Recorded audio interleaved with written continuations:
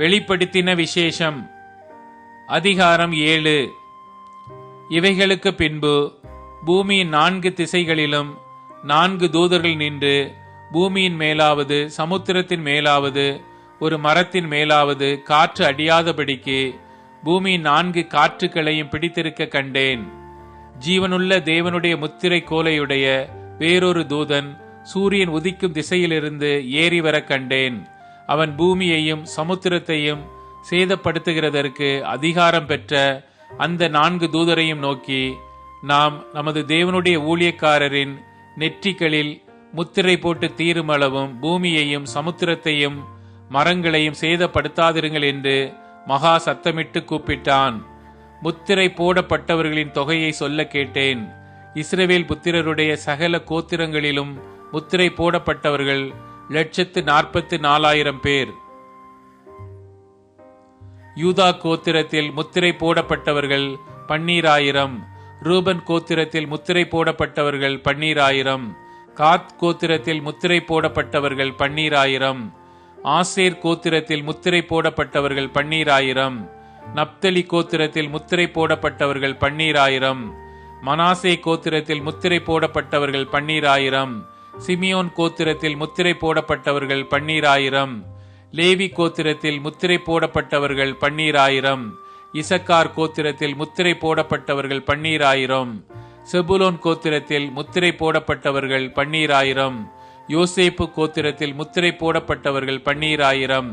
பென்யமின் கோத்திரத்தில் முத்திரை போடப்பட்டவர்கள் 12,000.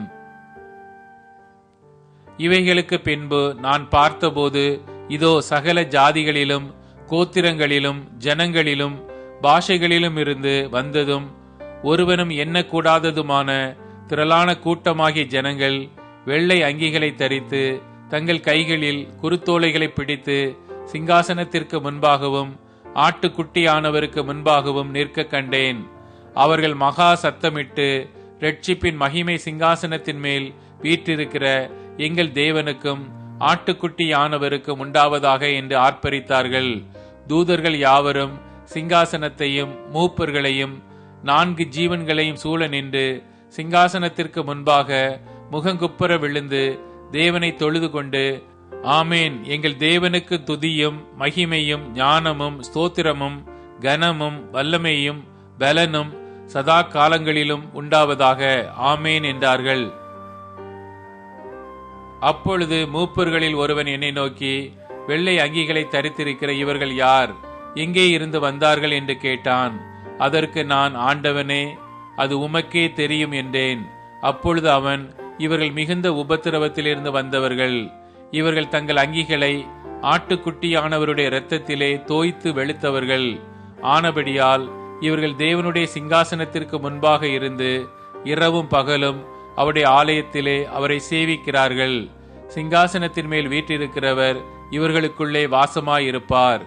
இவர்கள் இனி பசி அடைவதுமில்லை, இனி தாகம் அடைவதும் இல்லை.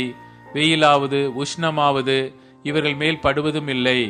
சிங்காசனத்தின் மத்தியில் இருக்கிற ஆட்டுக்குட்டியானவரே இவர்களை மேய்த்து இவர்களை ஜீவ தண்ணீருள்ள ஊற்றுகள் அண்டைக்கு நடத்துவார். தேவன் தாமே இவர்களுடைய கண்ணீர் யாவையும் துடைப்பார் என்றான்.